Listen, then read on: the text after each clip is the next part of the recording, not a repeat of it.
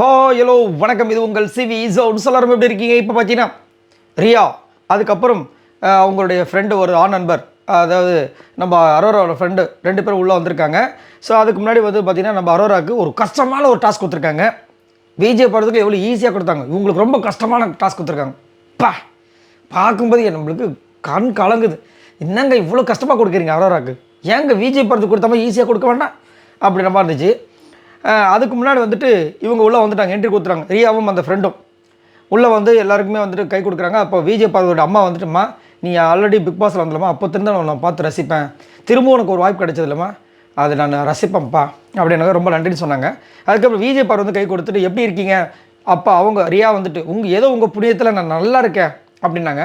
அதுக்கு அவங்க வந்து அப்பாடா என் புண்ணியம் எல்லாருக்கும் போய் சேருது, அது வரைக்கும் சந்தோஷம் அப்படின்போது அவங்க சொல்கிறாங்க, எல்லோரும் கேட்டுக்குங்க, யாராவதுக்கு நீங்கள் வந்துட்டு நன்றி சொல்ல நினச்சிங்கன்னா அந்த ஒருத்தர் அந்த பாரு மட்டும்தான். ஏன்னா பாரு தான் எக்ஸ்போஸ் பண்ணுறேன்னு சொல்லிட்டு உங்கள் எல்லாரையும் வந்துட்டு பெரிய ஆளாக்கி விட்டாங்கன்ட்டாங்க.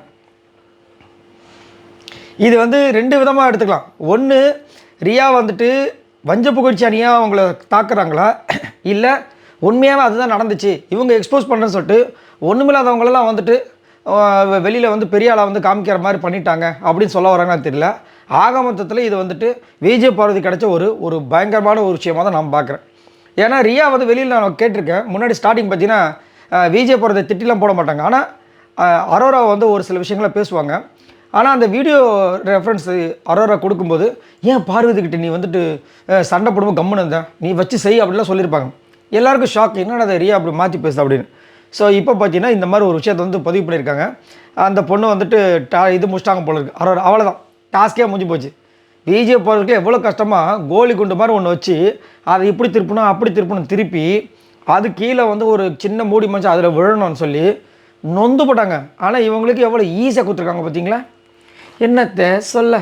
சரி, இதை பற்றி உங்களோட கருத்தில் சொல்லுங்கள். இதுக்கப்புறம் தான் வந்துட்டு ரியா வந்துட்டு அரோராவை கூப்பிட்டு கலாய்க்கிற விஷயங்கள்.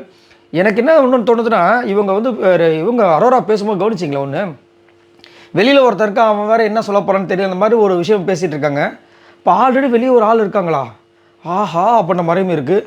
என்ன நடக்க போகுதுன்னு தெரியல. ரைட், இதுக்கப்புறம் நம்ம அந்த ரியா வந்து சொல்லுவாங்களா, துஷார் பற்றின விஷயங்களை ஏன் பேசுகிறேன், துஷாரே போயிட்டான், நீ அவனை லவ் பண்ணுறியா, இல்லை அப்புறம் எது துஷார்னு சொல்லிட்டு இருக்கின்ற விஷயங்கள் எல்லாமே இனிமேல் தான் வரப்போகிறது. ரைட், இதை பற்றி உங்களோட கருத்துக்களை சொல்லுங்கள். ரியா வந்து விஜய் பார்வதிக்கு சொன்ன விஷயங்கள் உண்மையாகவே ரியா வந்துட்டு விஜய் பார்வதி உயர்த்துறதுக்காக சொல்கிறாங்களா, இல்லை அவங்களா வச்சு ஒரு சில பேர் பொழைச்சிக்கிட்டாங்கன்னு சொல்ல வராங்களா, இல்லைனா உங்களால் தான் வந்துட்டு அதாவது தேவையில்லாமல் நீங்கள் எக்ஸ்போஸ் பண்ணுறேன்னு சொல்லிட்டு உங்களை நீங்கள் எக்ஸ்போஸ் பண்ணிட்டீங்கன்ற மாதிரி சொல்ல வராங்களா? மறக்காம கமெண்ட்ஸ் பண்ணுங்கள். பாய் நண்பர்களே.